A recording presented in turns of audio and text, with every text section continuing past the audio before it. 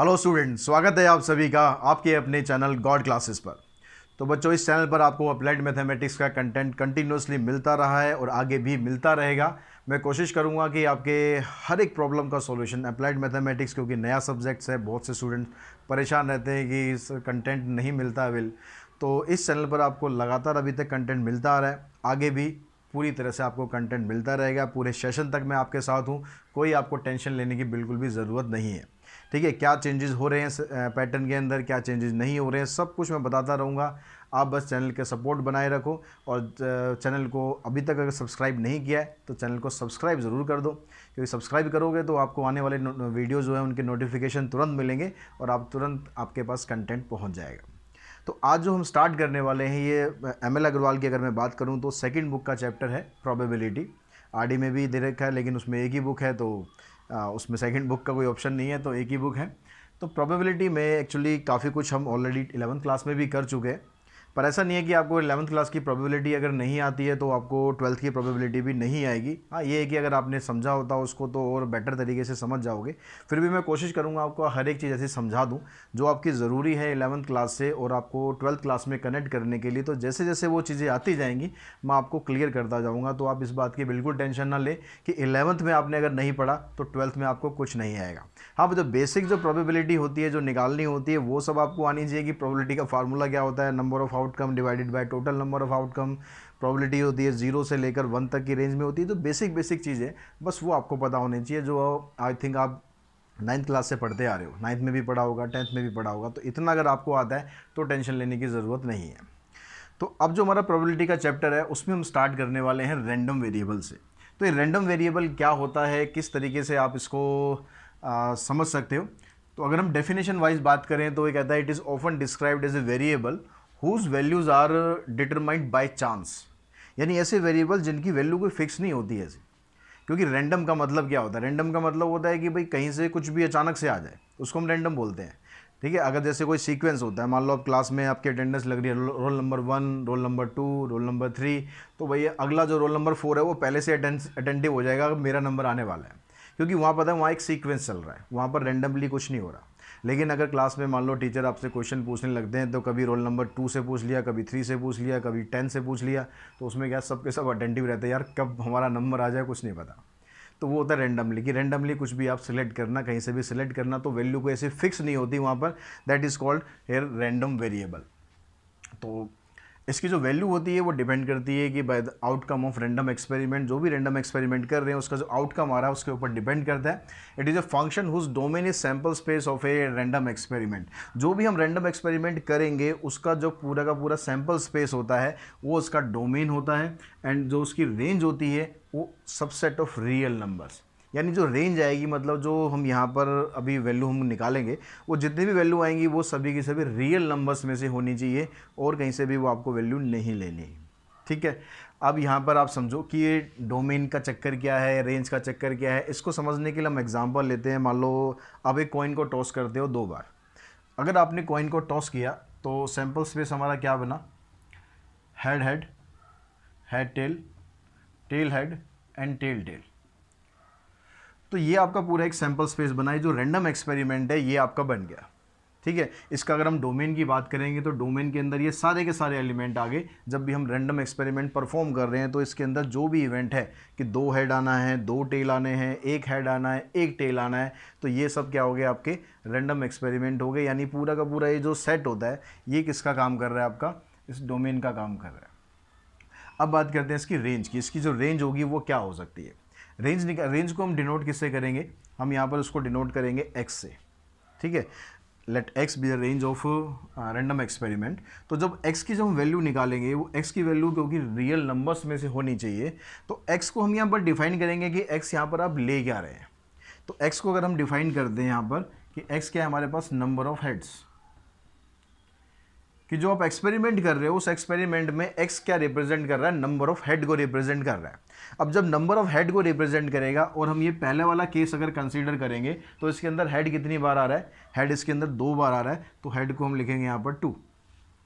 उसके अलावा यहाँ पर देखो हेड कितनी बार आ रहा है, हेड 1 बार आ रहा है, 1 लिख देंगे। यहाँ पर भी हेड एक बार आया, लेकिन सेट के अंदर क्या करते हैं हम एलिमेंट्स को रिपीट नहीं करते हैं, तो आपको दोबारा से 1 लिखने की ज़रूरत नहीं है। और जो टेल है यहाँ पर, टेल आने का मतलब है कि हेड यहाँ पर एक बार भी नहीं आ रहा है। दैट मीन्स एक्स की जो वैल्यू है वो 0 हो सकती है, 1 हो सकती है और 2 हो सकती है। तो इस तरीके से जो भी एक्सपेरिमेंट आपको दिए जाएंगे उसमें से आपको एक्स की वैल्यू किस तरह से निकालनी है, इस चीज़ को आपको समझना ज़रूरी है। एक एग्जाम्पल से वो समझते हैं। मान लो आपके पास कुछ बॉल्स हैं, ठीक है। मान लो हम कहते हैं भाई आपके पास 3 वाइट बॉल हैं और 3 ब्लैक बॉल है, 5 रेड बॉल है, 3 ब्लैक बॉल हैं और 4 वाइट बॉल हैं। 5 तो हमारे पास रेड बॉल हैं, 3 हमारे पास वाइट बॉल हैं और उसके अलावा 4 जो है आपके पास वाइट बॉल है, और 4 आपके पास ब्लैक बॉल है। अब यहाँ पर मुझे प्रोबेबिलिटी फाइंड करनी है, मुझे रैंडम एक्सपेरिमेंट बनाना है नंबर ऑफ ब्लैक बॉल का। जब मैं वहाँ से मान लो 1 बॉल निकालूँ या 2 बॉल निकालूँ या 3 बॉल निकालूँ। सपोज मैं 3 बॉल निकाल रहा हूँ। We have to draw 3 black balls. 3 black ball मुझे उसमें से निकालनी है। अब जब ये 3 ब्लैक बॉल निकालनी है तो इसका जो सैंपल स्पेस है वो किस तरीके से बनेगा उसको हम समझते हैं एक बार। यहाँ पर इसको मैं हटा दूँ, यहाँ पर x को यहाँ लिख देते हैं। x क्या रिप्रेजेंट कर रहा था, नंबर ऑफ हेड। तो यहाँ पर मान लो मैंने ये बॉल के लिए एक डायग्राम यहाँ पर बनाया। अब यहाँ से मुझे क्या पिक करना है, 3 ब्लैक बॉल मुझे निकालनी है। टोटल मेरे पास कितने हैं, यहाँ पर 5 रेड बॉल हैं, 3 वाइट बॉल हैं और 4 ब्लैक बॉल हैं। मैं यहाँ प्रोबेबिलिटी की बात नहीं कर रहा हूँ कि प्रोबेबिलिटी उसकी कितनी निकलेगी, हम बात कर रहे हैं भी सिर्फ रैंडम वेरिएबल की, और x की वैल्यू हम कैसे निकालेंगे उसकी बात कर रहा हूँ। मान लो मैं 3 बॉल निकालता हूँ और वो तीनों की तीनों बॉल हमारी आ जाती है ब्लैक बॉल, ठीक है। 3 ब्लैक बॉल आ गई। या फिर क्या हो सकता है कि हमारे पास 2 ब्लैक बॉल आएंगी और एक हमारे पास रेड बॉल आ जाएगी। या फिर ये भी तो हो सकता है कि 2 ब्लैक बॉल आए और एक वाइट बॉल आ जाए, ये भी पॉसिबिलिटी है। और कोई पॉसिबिलिटी है? और तो कोई पॉसिबिलिटी नहीं है, क्योंकि बॉल तो आपको 3 ही निकालनी है, ठीक। ये हो सकता है कि हम एक बॉल ब्लैक निकाल लें, एक वाइट निकाल लें और एक रेड निकाल लें, ऐसे हो सकता है, ठीक है। अब वो रेड पहले निकलेगी, वाइट पहले निकलेगी, उसको हम डिस्कस अभी नहीं कर रहे हैं। हमें सिर्फ चांसेस डिस्कस कर रहे हैं कि भाई कैसे कैसे आप बॉल को निकाल सकते हो। और क्या हो सकता है, एक बॉल निकाल लें हम ब्लैक और 2 बॉल निकाल लें वाइट, ऐसे भी तो हो सकता है। या फिर ऐसे हो सकता है कि हम एक बॉल निकाल लें ब्लैक और 2 बॉल निकाल लें रेड। अब एक ब्लैक बॉल के साथ ये 3 ही केस बन सकते हैं, और तो कुछ नहीं बनेगा, ठीक है। अब ज़रूरी थोड़ा है कि ब्लैक बॉल निकलेगी भाई, वो तो रैंडम वेरिएबल है, कभी निकलेगी, हो सकता है ना भी निकले। तो x की वैल्यू कोई फिक्स तो नहीं है कि भाई वो निकलेगी ही निकलेगी वैल्यू। तो हो सकता है कि वहाँ से ब्लैक बॉल एक भी ना निकले, तीनों की तीनों बॉल आपकी रेड निकल जाए। या फिर हो सकता है कि तीनों की तीनों बॉल ब्लैक निकल जाए, सॉरी ब्लैक तो हम चला ही रहे, तो तीनों की तीनों बॉल आपकी वाइट निकल जाए। या फिर हो सकता है कि 2 बॉल रेड निकले, 2 बॉल आपकी रेड आ जाए और एक बॉल आपकी वाइट आ जाए। या फिर ये हो सकता है कि आपकी 2 बॉल वाइट आ जाए और एक बॉल रेड आ जाए। तो इन केसेस के अंदर आपकी ब्लैक बॉल एक भी नहीं निकली। तो यहाँ पर जो x है उसकी वैल्यू क्या होगी, x किसको रिप्रेजेंट कर रहा है, नंबर ऑफ ब्लैक बॉल को, नंबर ऑफ ब्लैक बॉल, इसको रिप्रेजेंट कर रहे हैं हम x से। तो यहाँ पर जो x की वैल्यू क्या होगी, अब देखो यहाँ पर x की वैल्यू हम लिखते हैं। अगर हमारे पास 3 ब्लैक बॉल का केस आता है तो सीधी सीधी बात है भाई, x की वैल्यू कितनी होगी, 3 होगी, क्योंकि हमने क्या, x क्या रिप्रेजेंट कर रहा है, x रिप्रेजेंट कर रहा है कि हम उसमें से बॉल जो निकाल रहे हैं वो ब्लैक बॉल है। तो तीनों की तीनों अगर ब्लैक बॉल आई तो x की वैल्यू आ गई हमारे पास 3। अगर हम ये दोनों केस लेते हैं, ये दोनों केस लेते हैं कि 2 बॉल तो हमारी ब्लैक निकल गई है, एक बॉल कोई और निकल गई है, वो कोई से भी निकले उससे कोई मतलब नहीं, लेकिन दोनों केस के अंदर हमारी जो ब्लैक बॉल के नंबर है वो है 2, कि हमने जो बॉल निकाली है 2 ब्लैक बॉल है। या फिर ये हो सकता है कि भाई हमारी ब्लैक बॉल निकले वो एक ही निकले इन तीनों केसेस में। या फिर हो सकता है कि ब्लैक बॉल एक भी ना निकले, तो इस केस में क्या हो जाएगा, 0। तो इस तरह से x की वैल्यू अगर हम देखेंगे इस केस के अंदर x की वैल्यू 0 हो सकती है, 1 हो सकती है, 2 हो सकती है और 3 हो सकती है, क्योंकि x किसको रिप्रेजेंट कर रहा था, नंबर ऑफ ब्लैक बॉल को। तो उसके हिसाब से आपको x की वैल्यू यहाँ पर देनी है। तो इस तरह से आपको आई थिंक समझ में आ गया होगा आपको कि x की वैल्यू जो है वो किस तरीके से निकालनी है, जो रैंडम वेरिएबल है उसकी वैल्यू है वो किस तरीके से आपको निकालनी है। क्लियर हो गया यहाँ तक। अब हम बात करते हैं इसके आगे प्रोबेबिलिटी डिस्ट्रीब्यूशन की। आपने बॉल निकाल ली, बॉल निकालने के बाद उनकी जो प्रोबेबिलिटी है वो आपको किस तरीके से बनानी है। तो बच्चों रैंडम वेरिएबल के बाद आपको समझना है कि जो प्रोबेबिलिटी डिस्ट्रीब्यूशन है वो किस तरह से आपको बनाना है, किस तरह से वो क्रिएट करना है। तो जब भी आप प्रोबेबिलिटी डिस्ट्रीब्यूशन बनाओगे तो आपके पास दो चीज़ होनी चाहिए, एक तो x की वैल्यू आपको पता होनी चाहिए, जो अभी हमने निकालना सीखा कि किस तरह से x की वैल्यू निकालते हैं, और फिर हम उसकी प्रोबेबिलिटी निकालेंगे। प्रोबेबिलिटी आप लोग पहले से जानते हैं कि किस तरीके से निकालनी है। तो यहाँ पर सपोज हम वही एग्जांपल लेते हैं, अपना बहुत कॉमन एग्जांपल कॉइन वाला, कि एक जब कॉइन को हम 2 बार टॉस करते हैं तो हमारे पास सैम्पल स्पेस ये आ गया। अब उसमें से हम x को जो रिप्रेजेंट कर रहे हैं, x को हम क्या रिप्रेजेंट कर रहे हैं, नंबर ऑफ हेड से रिप्रेजेंट कर रहे हैं। जैसा ऑलरेडी हमने देखा कि भाई x को अगर आप नंबर ऑफ से हेड से रिप्रेजेंट करते हो तो x की वैल्यू 0 हो सकती है। 0 का मतलब कि वहाँ पर एक भी हेड नहीं आ जाएगा, और 1 भी हो सकती है, इसका मतलब वहाँ पर एक बार हेड आएगा, और 2 भी हो सकती है, यानी दोनों बार टॉस करोगे तो क्या हर बार हेड ही आएगा। ठीक है। अब यहाँ पर जब उनकी प्रोबेबिलिटी निकालते हैं तो यहाँ पर जब आप 0 ले रहे हो, ठीक है, यहाँ पर जब आप 0 ले रहे हो, 0 का मतलब क्या कह रहे हो कि आप यहाँ पर हेड नहीं आ रहा। दोनों बार आप टॉस कर रहे हो लेकिन दोनों बार में हेड ही नहीं आ रहा, किस्मत ही खराब है, हेड आ ही नहीं रहा। तो हेड नहीं आ रहा तो फिर क्या करेंगे कि दोनों बार टेल आ रहा है। अब दोनों बार अगर टेल आता है तो आपका इवेंट ये वाला बना। टोटल इवेंट हमारे पास कितने हैं, 1 2 3 4, तो इसकी प्रोबेबिलिटी कितनी बन गई, 1/4। ऐसे जब हम दोबारा टॉस करते हैं, मान लो हम टॉस करते हैं, अब तो ज़रूरी तो नहीं कि किस्मत इतनी ख़राब हो कि हेड बिल्कुल भी ना आए, हो सकता है कि एक बार हेड आ जाए एक बार टेल आ जाए, बैलेंस हो जाए, 50-50 मामला हो जाए। तो अगर एक बार हेड एक बार टेल आता है, दैट मीन्स x की वैल्यू क्या बनेगी हमारी, 1 बनेगी। तो x की वैल्यू अगर 1 हो गई तो इसका मतलब इसमें कौन कौन से केस आ गए, इसमें ये वाला केस आ गया और इसमें ये वाला केस आ गया। चाहे हेड पहले आ जाए चाहे हेड बाद में आ जाए, उससे हमें मतलब नहीं है, हमें मतलब है कि भाई एक बार हेड तो आ रहा है, ठीक है, इससे हमें मतलब है। तो एक बार हेड आने का मतलब है इसकी प्रोबेबिलिटी निकालनी है आपको, इसकी प्रोबेबिलिटी निकालनी है, 1/4 + 1/4 सीधा आ गया 1/2। आप डायरेक्टली भी निकाल सकते हो कि x = 1 देखोगे तो भाई हेड जो नंबर ऑफ हेड कितने यहाँ पर 1 कितनी बार है, एक बार यहाँ पर है एक बार यहाँ पर है, 2 बार है, तो 2/4 सीधा 1/2 लिख सकते हैं। ठीक है। उसके बाद बात करते हैं x = 2। x = 2 का मतलब ये, आज तो किस्मत बड़ी अच्छी है, जितनी बार भी टॉस करोगे हेड ही आएगा, आज तो जीतना ही जीतना है। ठीक है, तो जीतना है तो मतलब हेड आना ही आना है, हेड आना है। तो अब यहाँ पर जो प्रोबेबिलिटी इसकी अगर निकालोगे तो प्रोबेबिलिटी 1/4 है, प्रोबेबिलिटी 1/4 है, कहीं इसकी प्रोबेबिलिटी आप 1 कर दो, इन चारों केसेस में से आपकी जो प्रोबेबिलिटी है 1/4 आ गई। तो ये जो आपकी प्रोबेबिलिटी बनेगी और जो x की वैल्यू मिलेगी, इनसे मिलकर आप एक टेबल बनाएंगे जिसे हम बोलेंगे प्रोबेबिलिटी डिस्ट्रीब्यूशन। तो यहाँ पर जो x की वैल्यू है 0 1 2, और फिर जब x की वैल्यू 0 है तो उसकी प्रोबेबिलिटी क्या है 1/4, उसको यहाँ लिखेंगे। x = 1 है तो प्रोबेबिलिटी क्या है 1/2, वो यहाँ आएगा। x = 2 है तो प्रोबेबिलिटी क्या है 1/4, वो इधर आ जाएगा। अब मेन बात आती है कि आपने जो प्रोबेबिलिटी निकाली है वो सही है या नहीं है। ठीक है, हो सकता है आपने कुछ यहाँ पर थोड़ा सा गड़बड़ कर दिया हो, मिस्टेक कर दी हो, तो इसको चेक करने का बड़ा आसान सा तरीका है। क्या तरीका है कि जो प्रोबेबिलिटी डिस्ट्रीब्यूशन आपकी टेबल बनेगी ना, उसमें जो प्रोबेबिलिटी बनेगी इन सब का जो टोटल है वो हमेशा 1 के बराबर आना चाहिए। जितनी भी प्रोबेबिलिटी हैं उन सब का टोटल 1 के बराबर आना चाहिए। तो यहाँ चेक करो, 1/4 + 1/2 + 1/4, इसका आप एलसीएम लेके सॉल्व करोगे, 4 इधर आ गया, 1 प्लस में 2 प्लस में 1, दैट इज़ 4/4 = 1। यानी यहाँ पर जो प्रोबेबिलिटी ऑफ x वाली टेबल बनेगी तो इसका टोटल अगर 1 आ रहा है, दैट मीन्स आपने सही किया है। अगर 1 से आप थोड़ा सा इधर उधर भटक गए तो ये प्रोबेबिलिटी डिस्ट्रीब्यूशन आपका ठीक नहीं है। क्वेश्चन ऐसे भी आ सकता है कि आपको प्रोबेबिलिटी डिस्ट्रीब्यूशन टेबल दे दी, आपसे पूछ लिया जाए कि ये जो वैलिड असाइनमेंट है या नहीं है, ये जो प्रोबेबिलिटी डिस्ट्रीब्यूशन आपको दिया गया है ये वैलिड है या नहीं है। दो चीज़ देखनी है। क्या चीज़ देखनी है कि वैलिड है या नहीं। एक तो जो प्रोबेबिलिटी है वो नेगेटिव नहीं होनी चाहिए, ये तो पता ही हमें कि जो प्रोबेबिलिटी होती है किसी भी इवेंट की वो 0 से 1 के बीच में होती है।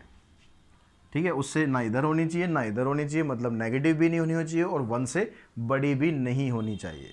चाहे किसी भी चीज़ की आप प्रोबेबिलिटी निकाल रहे हो, कितना ही बड़ा इवेंट हो कितना ही छोटा इवेंट हो, आंसर आपका हमेशा 0 से 1 के बीच में ही रहना चाहिए। तो सबसे पहली चीज़ तो हम यहाँ देखेंगे भाई आंसर हमारा 0 से 1 के बीच में ये है, तो ये अगर आपका ठीक है, अगले स्टेप पे चलेंगे। अगला स्टेप क्या है हमारा कि प्रोबेबिलिटी ऑफ x का जो सम है वो 1 आना चाहिए। Summation of P X equals to 1, यानी जितनी भी यहाँ पर प्रोबेबिलिटी आपने लिखी है उन सब का आप टोटल करोगे तो 1 आना चाहिए। अगर ये दो कंडीशन आपकी सेटिस्फाई करती हैं तो प्रोबेबिलिटी डिस्ट्रीब्यूशन जो आपने बनाया है या जो आपको दिया गया है वो बिल्कुल ठीक है, कोई टेंशन लेने की ज़रूरत नहीं है। क्लियर होगी? दो कंडीशन कैसे आपको चेक करनी है, उससे पता कैसे चलेगा आपको आंसर आपका ठीक है या नहीं। ओके, अब यहाँ पर एक पॉइंट और लिखा हुआ है, ये जब हम क्वेश्चन सॉल्व करेंगे तब आपको इसकी ज़रूरत पड़ेगी। अब ये कहता है कि मान लो probability of x less than equals to I. I का मतलब यहाँ पर कोई भी नंबर हो सकता है, एक की जगह 1 2 3 4 5 कुछ भी हो सकता है। अगर हम प्रोबेबिलिटी निकालते हैं x less than equals to, suppose हम निकालते हैं x less than equals to 2, इसकी मुझे प्रोबेबिलिटी निकालनी है। दैट मीन्स मुझे प्रोबेबिलिटी किसकी निकालनी है, मुझे हमेशा 1 से स्टार्ट करना है। 1 से स्टार्ट, अगर x की वैल्यू 0 है तो 0 से भी स्टार्ट करना पड़ेगा। ठीक है, तो यहाँ 0 से लिख लेते हैं हम, 0 से स्टार्ट करना है। 0 से नीचे तो वैल्यू होगी नहीं उसकी।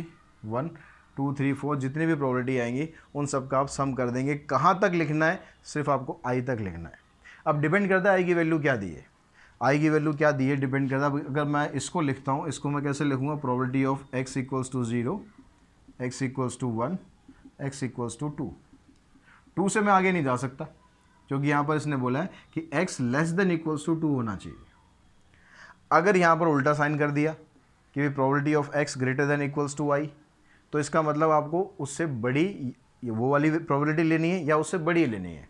वो कहाँ तक लेनी है आपको, मान लो मैं इसको अगर लिख दूँ ऐसे P X greater than equals to 2, तो इसका मतलब क्या होगा कि मुझे 2 से स्टार्ट करना है क्योंकि 2 को भी काउंट करना है। और 2 से स्टार्ट करके डिपेंड करेगा कि आपके पास n कितना है, यानी नंबर ऑफ एक्सपेरिमेंट वहाँ पर आपको कितना दिया है, तो वहाँ तक आपको लेके इसको जाना पड़ेगा। इन सब का आप टोटल कर दोगे तो वो निकल जाएगी probability of x greater than equals to 2। इसको करने का एक तरीका और है, मान लो आपको लगता है कि भाई ये बहुत ज़्यादा नंबर्स आ रहे हैं, तो आप इसको सिंपली क्या करो, 1 में से, ये अगर आपको इसकी प्रोबेबिलिटी निकालनी है तो 1 में से जो भी इससे पीछे की प्रोबेबिलिटी है उनको माइनस कर दो।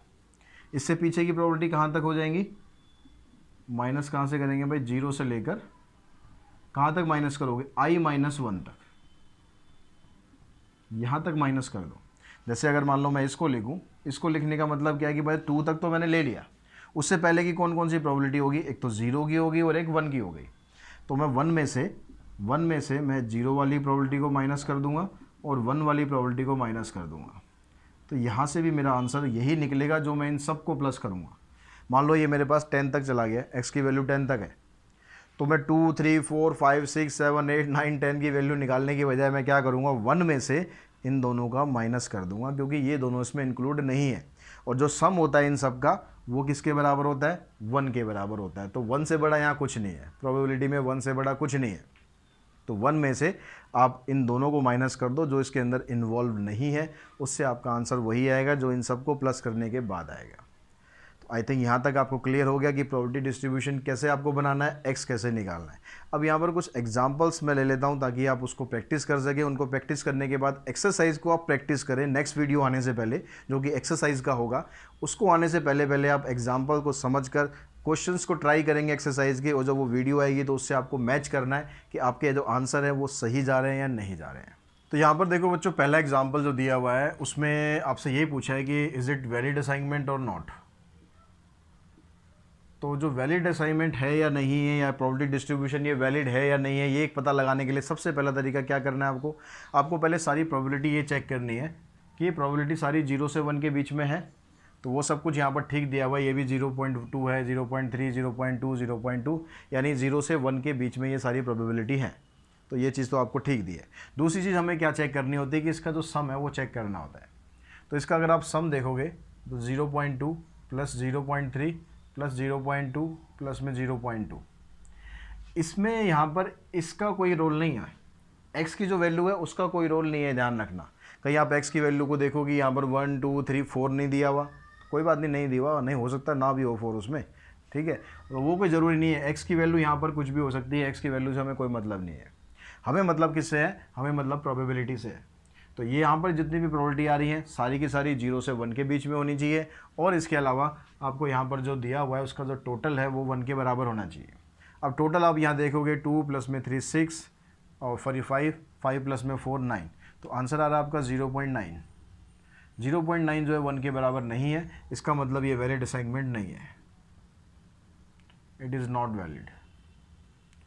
ठीक है, इस तरीके से आपको पता लगाना है कि असाइनमेंट आपका वैलिड है या नहीं है। नेक्स्ट एग्जांपल पे चलते हैं। यहाँ पर आपको एक प्रॉपर्टी डिस्ट्रीब्यूशन दिया हुआ है, यहाँ पूछ नहीं रहा, यहाँ कह रहा है प्रॉपर्टी डिस्ट्रीब्यूशन ये है, तो इसमें के की वैल्यू बताओ। अब के की वैल्यू बताने के लिए आपको क्या, यही तो यूज़ करना लॉजिक कि भाई यहाँ पर जितनी भी टर्म दे रखी है, ये सारी की सारी किसके बराबर होनी चाहिए, 1 के बराबर होनी चाहिए इन सब का सम। तो इनको ऐड करोगे 0 + k 2k 2k 3k square 2k² 7k² plus में k = 1, इन सब का टोटल करो। पहले स्क्वायर वाली टर्म में ले लेते हैं, 7 + 2 9, 9 + 1 10। अब k वाली टर्म देखो, 1 और 2 3, 3 और 2 5, 5 और 3 8, 8 और 1 9, और उस 1 को भी आप इधर ही ले आओ। तो ये आपके पास एक क्वाड्रेटिक इक्वेशन बन गई। फैक्टर कर दो, फैक्टर करोगे 10 के फैक्टर आएंगे आपके पास 10 ही आ जाएगा, एक 10 आ जाएगा और एक 1 आ जाएगा। यहाँ से 10 के आप कॉमन निकालो, यहाँ पर से बचेगा आपके पास k + 1 -1 कॉमन निकालोगे। तो इसको आपको समझाने की मेरे को लगता नहीं कि ज़रूरत है कि स्प्लिटिंग मिडिल टर्म कैसे करना है। तो एक फैक्टर आ गया आपका k + 1, एक फैक्टर आ गया 10k - 1।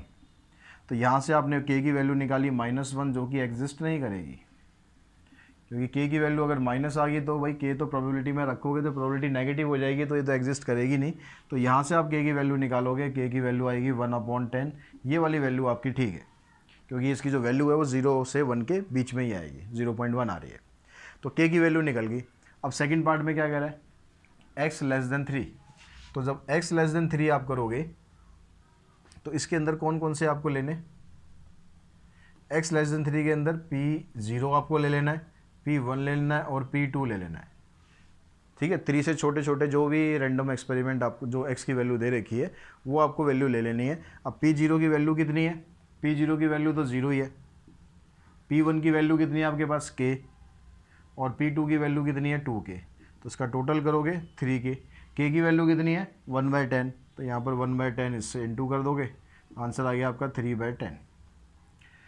फिर क्या कहता है आगे थर्ड पार्ट में, px > 6। अब > 6 लेंगे तो x की वैल्यू क्या आई आपके पास, 7 ही बची।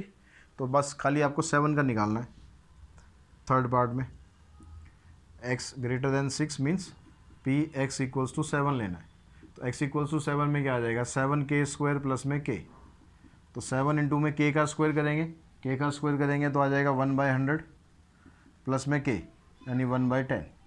तो इसका आप एलसीएम ले लो, 100 एलसीएम आ जाएगा, ऊपर 7, यहाँ पर आ जाएगा कितना, यहाँ पर 10 ही आएगा, तो आ जाएगा 17/100। ठीक है, अगर आप यहाँ पर चौथा पार्ट देखोगे तो उसमें क्या है, 0 to 3, 0 से लेकर 3 तक के बीच में लेनी है ना, 0 को इंक्लूड करना, क्योंकि =2 का साइन 0 पे भी नहीं है 3 पे भी नहीं है, यानी एक तो 1 लेना है और एक 2 लेना है। ठीक है, p1 लेना है और p2 लेना है। अब 1 और 2 आपने देखो यहाँ निकाला था, 0 तो 0 ही था, तो उसको तो ऐड करने का फ़ायदा नहीं, तो इसका आंसर भी क्या आ जाएगा आपके पास, 3/10 आ जाएगा। ठीक है, तो इस तरीके से आप इनके आंसर निकाल सकते हो। अगला एग्जाम्पल देखते हैं। इसमें सारे एग्जाम्पल नहीं करा रहा हूँ, मेन एग्जाम्पल करा देता हूँ ताकि आपको जो कंसेप्ट है वो अच्छी तरह समझ में आ जाए। ठीक है, एग्जाम्पल नंबर देखो आप फोर्थ एग्जाम्पल में आपको जो दिया हुआ है उसमें कहता है यहाँ पर let x be the random variable which assume values x1 x2 x3 and x4। ये आपको यहाँ पर वैल्यूज़ दे रखी है x की, और आगे यहाँ पर दिया हुआ है 2p, क्या क्या दिया हुआ है आपको, 2p x = x1 is equals to 3p x = x2, फिर इक्वल्स टू में p x = x3, और उसके आगे दिया 5p x = x4। तो ये चारों के चारों आपको इक्वल दे रखे हैं। ठीक है, अब ये चारों यहाँ पर जब इक्वल दे रखे हैं तो यहाँ से आपको क्या पूछता है, ये find the probability distribution of x। तो आपको इसका प्रोबेबिलिटी डिस्ट्रीब्यूशन बनाना है। अब प्रोबेबिलिटी डिस्ट्रीब्यूशन अगर आप बनाओगे तो उसमें हम क्या करते हैं, हम मान लेते हैं कि भाई ये सारी की सारी, क्योंकि चारों की चारों वैल्यू आपस में इक्वल है तो किसी एक वेरिएबल में हम इसको एज्यूम कर लेते हैं कि ये आप के मान लो, एक्स तो मत मानना क्योंकि एक्स तो ऑलरेडी यहाँ पर यूज़ हो रहा है, पी मान लो, एम मान लो, कुछ भी मान लो। ठीक है, हम मान लेते हैं कि भाई ये सारी की सारी जो वैल्यू है ये किसके बराबर है, ये एम के बराबर है। ठीक है, कोई भी आप वेरिएबल ले सकते हो।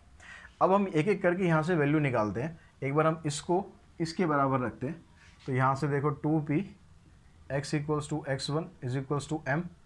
तो यहाँ से अगर आप इसकी वैल्यू निकालोगे, p of x equals to x1 की वैल्यू निकालोगे तो क्या आ जाएगी m/2।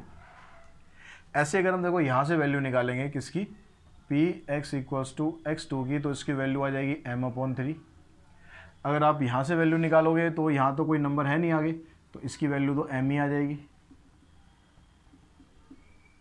और अगर हम यहाँ से वैल्यू निकालते हैं P X equals to X की raise to X equals to 4, इसकी वैल्यू आ जाएगी m/5। यानी अगर हम यहाँ पर प्रोबेबिलिटी डिस्ट्रीब्यूशन के हिसाब से देखें तो 4 आपको x की वैल्यू दे रखी थी और उन चारों की प्रोबेबिलिटी आपने निकाल ली है। इसकी प्रोबेबिलिटी ये है, इसकी प्रोबेबिलिटी ये है, इसकी ये है और इसकी है। अब हमें ये पता है कि भाई इन सब की जो प्रोबेबिलिटी डिस्ट्रीब्यूशन में होता है उन सब का सम किसके बराबर होता है, 1 के बराबर होता है। तो इन सबको अगर आप ऐड करोगे m/2, m/3, m and m/5, इन सबको ऐड करोगे तो किसके बराबर होना चाहिए, 1 के बराबर होना चाहिए। एलसीएम ले लो, एलसीएम इसका आप निकालोगे।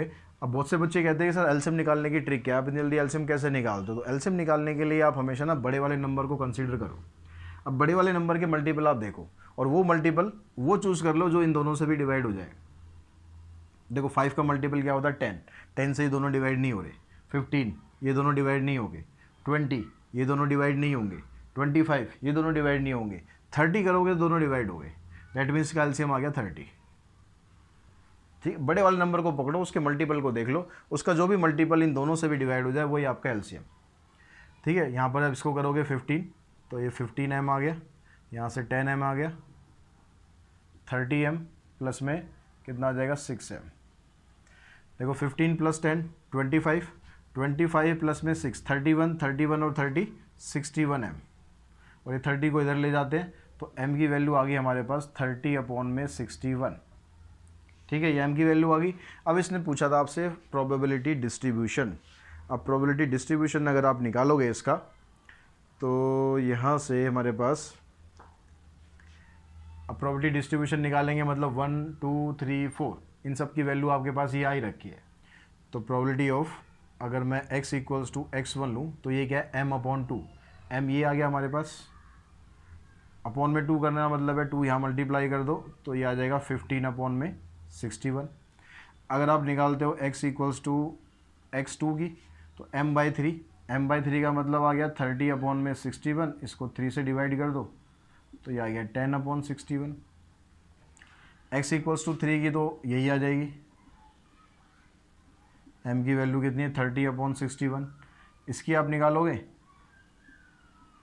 तो m/5 यानी 30/61 को 5 से डिवाइड कर दोगे तो ये आ जाएगी 6/61। तो सबकी प्रोबेबिलिटी निकल गई। तो प्रोबेबिलिटी डिस्ट्रीब्यूशन आपका क्या बन गया, x px, x की वैल्यू हमारे पास एक तो x1 थी, एक x2 थी, एक x3 थी और एक x4 थी। तो इसकी प्रोबेबिलिटी आई हमारे पास 15/61, इसकी आ गई 10/61, इसकी 30/61, इसकी आ गई 6/61। चेक कर लो कि आपका जो आंसर है वो 1 आ रहा है नहीं आ रहा। 15 प्लस 10 25, 25 प्लस 6 31, 31 और 30 61। यानी आपने जो प्रोबेबिलिटी डिस्ट्रीब्यूशन बनाया है वो बिल्कुल एकदम एक्यूरेट है। क्लियर हो गया यहाँ तक। अब देखो क्वेश्चन, हम अगला क्वेश्चन भी लगभग इसी टाइप का ही है तो उसको आप ट्राई कर सकते हैं। नेक्स्ट एग्जाम्पल नंबर 6 हम देखते हैं। 6th एग्जाम्पल में क्या आपको दिया हुआ है, क्या 3 टॉस हो रहे हैं यहाँ पर कॉइन के। तो कॉइन वाले भी क्वेश्चन हमने कर ही रखे हैं, ये आप लोग खुद ट्राई कर सकते हैं एक बार। अगर कोई दिक्कत हो तो आप मुझे बता सकते हो। ठीक है, कमेंट बॉक्स में आप कमेंट कर देना तो आपको समझा दूंगा। एग्जाम्पल नंबर 7 देखो। एग्जाम्पल नंबर 7 में कहता है person play a game of tossing a coin thrice. यहाँ भी कॉइन वाला ही मामला है कि एक पर्सन जो है गेम खेल रहा है भाई। ठीक है, अब गेम खेल रहा है कि वो एक कॉइन को टॉस करने वाला। For each head he gets ₹2 from the organiser. अगर उसके पास हेड आता है तो उसे ₹2 मिलेंगे ऑर्गेनाइजर से। बहुत तगड़ा रिस्क ले रहा है वो ₹2 का। ठीक है, and for each tail he lose to give 1.50 to the organiser. और अगर वो हार जाता है तो 1 रुपया 50 पैसे वो ऑर्गेनाइज़र को देगा। Let X denote the amount gain और लॉस बाय द पर्सन। तो वो टोटल अमाउंट कितने तरीके से क्या क्या अमाउंट वो जीत सकता है, क्या क्या अमाउंट वो हार सकता है, वो आपको बताना है। Show that x is a random variable and exhibit at the function on the sample space. तो एक तो हमें शो करना है कि भाई एक्स जो है वो रैंडम स्पेस है। अब रैंडम वेरिएबल है, तो उसके लिए हम यहाँ पर क्या कर सकते हैं कि जो हमारे पास वैल्यू आ रही है, पहले तो हम वैल्यू निकालते हैं, उससे सेट बनाते हैं, सेट बनाने के बाद फिर हम देखते हैं। अब जब कॉइन को हम टॉस करते हैं तो कॉइन को 3 बार टॉस करेंगे, तो 3 बार टॉस करने पर हमारे पास सैम्पल स्पेस क्या आएगा? 3 बार टॉस करेंगे तो head head head, head head tail, head tail head, tail head head, head head tail tail, tail head tail, tail tail head and tail tail tail. तो ये तो सबको आई थिंक बनाना आता होगा कि अगर 3 बार टॉस करते हैं तो कॉइन में कैसे आप सैम्पल स्पेस बनाते हो। तो इस सैम्पल स्पेस में आपके पास 8 इवेंट आ गए। अब ये कहता है कि यहाँ पर कि भाई अगर उसके पास हेड आते हैं तो वो 2 रुपये जीतता है। अब हेड उसके पास जो आ रहा है वो एक ही बार है, ठीक है, एक ही बार ऐसा हो रहा है कि उसके पास 3 हेड आ रहे हैं। तो प्रोबेबिलिटी ऑफ अगर मैं 3 हेड निकाल दूँ तो यहाँ पर प्रोबेबिलिटी की जगह x low, x of 3 head लिख लो या फिर ऐसे हेड हेड हेड लिख लो, जैसे मर्जी लिख लो। अब यहाँ पर मुझे अमाउंट फाइंड करना है, मुझे इसकी प्रोबेबिलिटी से मतलब यहाँ पर अभी नहीं है, मुझे इसका अमाउंट से मतलब है कि इसका अमाउंट क्या आएगा। तो अमाउंट हम यहाँ पर लिख लेते हैं। एक बार जब उसने कॉइन टॉस किया तो क्या हुआ, 2 रुपये जीत गया। अगली बार टॉस किया फिर 2 रुपये जीत गया, अगली बार टॉस किया फिर 2 रुपये जीत गया। तो भाई टोटल मिलाकर वो 6 रुपये जीत गया अगर उसके पास तीनों हेड आ जाते हैं। तो इतना अमाउंट वो जीत सकता है, ठीक है। प्रोबेबिलिटी के बारे में बाद में बात करेंगे। अब उसके बाद हम बात करते हैं कि भाई अगर 2 हेड आते हैं तो उस केस में वो क्या होगा। अगर 2 हेड आ गए तो उसके पास क्या होगा कि उसने जब पहला हेड फेंका तो 2 रुपये जीत गया, अगला हेड करेगा तो भी 2 रुपये जीत गया, लेकिन फिर क्या आ गया, फिर भाई टेल आ गया। अब टेल आने पर उसे क्या करना पड़ेगा, 1.5 रुपया उसको देना पड़ेगा। तो ये माइनस में हो गया। तो 2 + 2 4, 4 में से 1.5 माइनस करोगे तो कितना बचेगा, 2.50। तो इस केस में वो 2.5 रुपये जीतेगा। अगली बार देखो, अगर एक हेड आता है और 2 टेल आते हैं। अब एक हेड आ गया तो भाई 2 रुपये जीत गया, लेकिन अगर 2 टेल आ रहे हैं तो उसको एक बार 1.5 रुपये माइनस हो गया, दूसरी बार भी 1.5 रुपये माइनस हो गया। तो -3 में से 2 करेंगे तो भाई 1 रुपया वो माइनस में। अब ठीक है, उधारी के नीचे दब गया बंदा, बड़ा मुश्किल हो जाएगा उभरना। अब ठीक है, 1 रुपया वो लॉस में है। अब वो क्या करता है भैया, फिर चांस ले लेता है। इस बार तो किस्मत और ही ख़राब है कि तीनों बार टेल आ जाता है। अब तीनों बार टेल आने का मतलब है भाई -1.50, -1.50, -1.50। तो कितना हो गया, 15 × 45 यानी -4.50। अब तो भाई साहब कर्जा और बढ़ गया है। अब कर्जा और बढ़ गया, अब उतारना बड़ा मुश्किल है। उतारना नहीं उतारना वो उसकी हेडेक है। हमारा मतलब था भाई हमें सिर्फ अमाउंट दिखा देना है कि कितना कितना अमाउंट वो जीत सकता है, कितना अमाउंट वो हार सकता है। तो हमारे पास जो एक्स आ गया वो ये आ गया, ठीक है। अब आपको यहाँ पर क्या बताना है, एक यहाँ पर ये जो चीज़ हमने निकाली ना माइनस में, आप सोचोगे भाई माइनस में आंसर आ रहा है, माइनस में ये प्रोबेबिलिटी नहीं है, ये प्रोबेबिलिटी नहीं है, ध्यान रखना। प्रोबेबिलिटी अगर हमें इसमें कुछ इस क्वेश्चन में पूछी नहीं, हमसे प्रोबेबिलिटी पूछेगी तो हम इसमें निकाल सकते हैं कि भाई इसकी प्रोबेबिलिटी कितनी है, 1/8, यानी 6 रुपये जीतने की प्रोबेबिलिटी कितनी है, 1/8। ठीक, इसकी प्रोबेबिलिटी कितनी है, 2 हेड 1 टेल। 2 हेड 1 टेल आपके पास सिर्फ यहाँ पर नहीं आ रहा, 2 हेड 1 टेल यहाँ भी है, यहाँ भी है, यहाँ भी है। तो इसकी प्रोबेबिलिटी होगी 3/8, लेकिन यहाँ पर पूछा नहीं है, पूछा होगा तो आप उस तरीके से बता सकते हो, ठीक है। अब यहाँ पर x जो है वो क्या हो गया आपके पास। अब यहाँ पर देखो वैल्यू जो आ रही है ना, कोई ऐसी फिक्स वैल्यू नहीं आ रही है, रैंडमली वैल्यू आ रही है। ऐसा नहीं है कि भाई यहाँ 6 रुपये जीत रहा है तो आगे भी 6 6 6 ऐसे चलता जाएगा, या कोई फिक्स पैटर्न चलेगा। कोई फिक्स पैटर्न नहीं है, कोई फिक्स पैटर्न नहीं है। तो यहाँ पर जो ये सेट आ रहा है, इस सेट के हिसाब से आप बता सकते हो कि x is a random variable, not a sequence, ठीक है। Here x is a random variable. तो उसमें कोई ज़्यादा एक्सप्लेनेशन की आपको ज़रूरत नहीं है कि भाई क्यों नहीं है, ठीक है। सबकी अपनी अपनी यूनिक वैल्यू आ रही है, तो उसके हिसाब से आप बस इतना शो कर देंगे।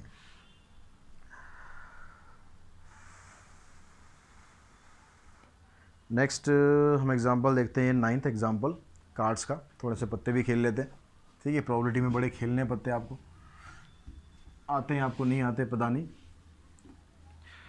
तो अब यहाँ पर जिसको कार्ड्स के बारे में नॉलेज नहीं है तो भैया कार्ड्स के बारे में थोड़ा सा नॉलेज और गेन कर लेना कि कितने टोटल कार्ड होते हैं, कितने एस होते हैं, ये सब 9th-10th की जो क्लासेस होती हैं उसके अंदर आपको बताया गया होगा अभी ये हो। फिर भी कुछ बच्चों को नहीं पता होता, कार्ड्स के बारे में भूल जाते हैं अक्सर। तो आप लोग कार्ड्स के बारे में थोड़ा डिटेल में घर पे कार्ड ले लेना, एक गड्डी और उसको बिछा के देख लेना, भैया सब कुछ समझ में आ जाएगा कि कितने कार्ड कौन से होते हैं। ठीक है, तो बहुत ज़रूरी है क्योंकि कार्ड्स के क्वेश्चन बहुत सारे करने वाले हैं हम। 2 cards are drawn simultaneously from a well shuffled deck of 52 playing card. 52 playing card की जो डेक होती है उसमें से आपको 2 कार्ड जो है वो निकालने हैं। तो find the probability distribution of number of aces. तो हमें क्या बताना, नंबर ऑफ एसेस के हिसाब से उसका प्रोबेबिलिटी डिस्ट्रीब्यूशन करना है। एसेस का मतलब जिसे हम इक्का बोलते हैं, ठीक है, एक ए से जो डिनोट होता है उसको बोलते हैं हम एस। तो अब यहाँ पर क्या कर रहा है, एक्स जो डिनोट कर रहा है, x denote number of S. अब आपको जो कार्ड निकालने हैं इसमें से कार्ड निकालने कितने हैं, 2 कार्ड निकालने हैं। 2 कार्ड शुड बी ड्रॉन।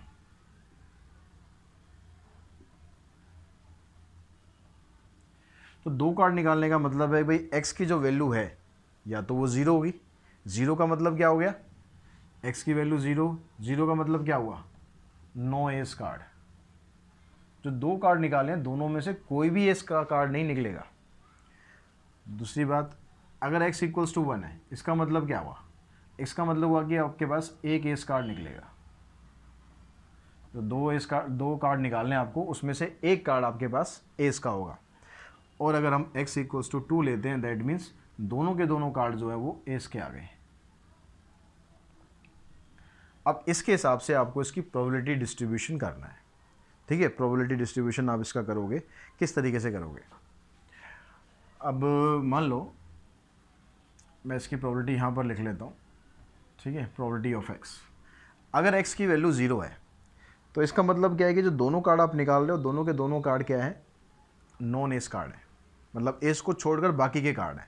बाकी के कार्ड कितने होते हैं, अगर हम टोटल कार्ड की बात करें, टोटल जो 52 कार्ड होते हैं, 52 में से 4 कार्ड होते हैं जो एस के होते हैं, बाकी जो 42 होते हैं वो बाकी के कार्ड हो गए। तो ये जो अब यहाँ पर जो हम निकाल रहे हैं नो एस कार्ड का मतलब है कि एक भी एस कार्ड नहीं है। जब आपने पहला कार्ड निकाला, वो पहला कार्ड आपने कहाँ से निकाला, इन 48 कार्ड में से ही निकाला। अब इन 48 कार्ड में से आपने निकाला तो इसकी प्रोबेबिलिटी क्या बन गई, 48 अपॉन में 52। प्रोबेबिलिटी जब आप लोगे तो टोटल कार्ड लेने हैं, ऐसा नहीं करना भाई 48 कार्ड ही लेने की, इनमें से निकाल रहे हैं यही ले लेते हैं, नहीं, कार्ड तो आप टोटल में से निकाल रहे हो, लेकिन जो कार्ड निकल के आ रहा है वो एस का कार्ड नहीं है। आपने कार्ड निकाल लिया, कार्ड निकालने के बाद उसको रखा साइड में, दूसरा कार्ड निकाला।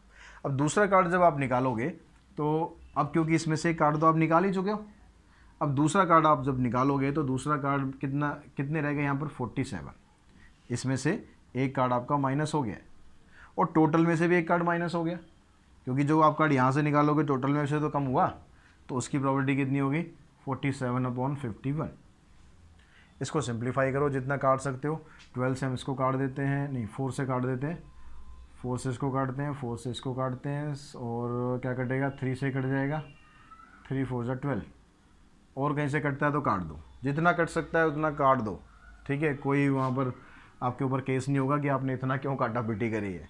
ठीक है, काट दो। 4 7 जा 28, 4 4 जा 16, 16 और 2 18 एंड 17 3 जा 51, 17 प्लस 5 22। तो इसकी प्रोबेबिलिटी आ गई आपके पास 188 अपॉन में 221। एक तरीका तो आपके पास ये आ गया। ठीक है, दूसरा तरीका यहाँ पर आप और यूज़ कर सकते हो जिसमें हमको यूज़ करना पड़ेगा कॉम्बिनेशन। अब बहुत से बच्चों को पहले समझाना पड़ेगा ये कॉम्बिनेशन क्या होता है। ठीक है, परमुटेशन एंड कॉम्बिनेशन में जो कॉम्बिनेशन हम करते हैं, कॉम्बिनेशन का जो फार्मूला है वो क्या होता है, NCR। NCR वो नेशनल कैपिटल टेरिटरी वो नहीं है, रीजन वाला नहीं है। NCR का मतलब हो गया यहाँ पर नंबर ऑफ़ टोटल आउटकम और यहाँ पर number of item taken at a time. तो जब आप यहाँ पर जितने भी टोटल आप कार्ड ले रहे हो, मान लो आपके यहाँ पास 52 कार्ड है, उन 52 कार्ड में से आपको कितने कार्ड निकालने हैं। ठीक है, 52 में से कितने कार्ड निकालने हैं, तो उसके हिसाब से हम यहाँ पर सॉल्व कर दें। पहले इसका फार्मूला मैं बता दूँ। फार्मूला क्या होता है इसका, n factorial divided by n minus r factorial into में r फैक्टोरियल। फैक्टोरियल तो पता है ना, या फैक्टोरियल भी नहीं पता। फैक्टोरियल का मतलब होता है एन फैक्टोरियल अगर आप लिखते हो दैट मीन्स एन से स्टार्ट करना है, एक एक नंबर कम करते जाना है और कम करते करते लास्ट में 1 तक पहुंचना है। ठीक है, वो 2 इंटू 3 इंटू 2 इंटू 1 लिखा है वो। जैसे अगर आप लिखते हो भाई 5 फैक्टोरियल, तो 5 इंटू में 4 इंटू में 3 इंटू में 2 इंटू में 1। अगर खाली आप इसको मान लो आप बीच में रोकना चाहते हो, आपकी जो ट्रेन है वो आप चाहते हो कि भाई आपको लंबी ट्रेन नहीं जानी है, बीच में रोकनी है, तो बीच में रोक सकते हो। बीच में कैसे, इसको 5 इंटू में 4 यहाँ पर फैक्टोरियल लगा दो, जहाँ फैक्टोरियल लगा दोगे वहीं आपका स्टॉप आ जाएगा, उससे आगे आपको जाने की ज़रूरत नहीं है। तो जब यहाँ पर हम करेंगे तो यहाँ पर हम कैसे करेंगे, अब यहाँ पर देखो एक तरीका तो ये हो गया, लेकिन ये तरीका आपको हर जगह अप्लाई नहीं कर पाओगे। कई बार आपकी कैलकुलेशन बड़ी लंबी लंबी आएंगी तो आप समझ ही नहीं पाओगे भाई उसमें क्या करना है, क्या चीज़ आपकी मिस होगी क्या नहीं होगी। इसलिए कम्बिनेशन समझना ज़रूरी है। कम्बिनेशन में क्या करना है, आपको कार्ड कितने निकालने थे, आपको यहाँ पर दोनों के दोनों कार्ड जो है वो एस कार्ड नहीं है, यानी कौन से कार्ड आपको लेने हैं, 48 में से कितने निकालने हैं, 2 कार्ड निकालने हैं। तो इसको अगर आप लिखोगे तो कैसे लिखोगे, 48C2। अब क्योंकि आप प्रोबेबिलिटी निकाल रहे हो, सिर्फ कॉम्बिनेशन नहीं निकाल रहे हो, कॉम्बिनेशन निकाल रहे होते तो बस ये काम खत्म, लेकिन प्रोबेबिलिटी निकाल रहे हैं। प्रोबेबिलिटी में क्या करते हैं, डिवाइडेड बाय टोटल आउटकम भी होता है।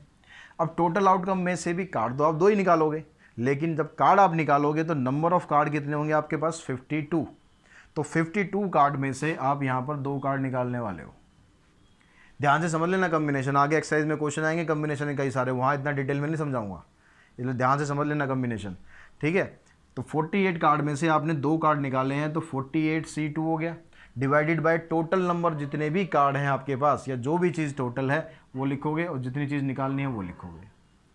अब अगर मैं ये वाला फार्मूला यहाँ पर लगा दूँ तो उसके हिसाब से क्या बनेगा, ये 48 factorial 48 minus 2 that means 46 factorial into में 2 factorial divided by 52 factorial divided by और 52 माइनस 2 यानी 50 फैक्टोरियल इंटू में 2 फैक्टोरियल। अभी आपको देखने में लग रहा होगा यार ये क्या हो गया, ये तो बड़ा मुश्किल सा मामला है, लेकिन ये आसान पड़ेगा आपको, थोड़ा जब करने लग जाओगे ना, यूज टू हो जाओगे, कुछ चीज़ें तो डायरेक्ट ही कर दोगे। अब यहाँ पर देखो 2 फैक्टोरियल से 2 फैक्टोरियल कैंसिल। अब जो ये नीचे वाली टर्म है इसको सबसे ऊपर ले जाओ और इसको यहाँ बीच में लाओ, तो इसको हम कैसे लिख सकते हैं, 48 फैक्टोरियल इंटू में 50 factorial divided by 46 factorial into में 52 फैक्टोरियल। अब इसको सिंप्लीफाई करो। सिंप्लीफाई जब आप करेंगे, देखो पहले इन दोनों को पकड़ लो, इन दोनों में से 48 बड़ा है तो 48 को आप एक्सपेंड करो, पूरा एक्सपेंड मत करो, जैसे यहाँ पर रोका था ना बीच में रोक दो। कैसे, 48 इंटू 47 इंटू 46 यहीं पर स्टॉप कर दो, क्योंकि नीचे आपके पास 46 फैक्टोरियल है, उससे ये कट जाएगा तो पूरा लिखने की ज़रूरत नहीं है। इनटू में इन दोनों में से बड़ा ये है तो नीचे वाले को एक्सपेंड करो आप। ठीक है, स्क्रीन से बाहर तो नहीं चला जाएगा, मैं यहाँ नीचे लिख रहा हूँ। ठीक है, इनटू में 50 तो एज इट इज़ लिखो आप 52, 51 एंड 50। क्लियर हुआ। अब देखो यहाँ पर ये कट गया, यहाँ पर ये कट गया, बचा गया आपके पास 48 इंटू 47 डिवाइडेड बाय 52 इंटू 51। अब देखो यही तो था आपके पास, 48 इंटू में 47 डिवाइडेड बाय 52 इंटू में 51, यही चीज़ आ गई ना। यहाँ पर भी थोड़ा सा लंबा हो गया, लेकिन हर क्वेश्चन में ऐसा लंबा नहीं पड़ेगा, बहुत से क्वेश्चन में तो आपको ये लंबा पड़ेगा, ये आसान पड़ेगा। तो जहाँ आपको लगता है कि भाई मेरे को ये आसान पड़ रहा है ये लगा दो, जहाँ आपको लगता है कि ये आसान है ये लगा दो। ठीक है, ये चीज़ का ध्यान रखना।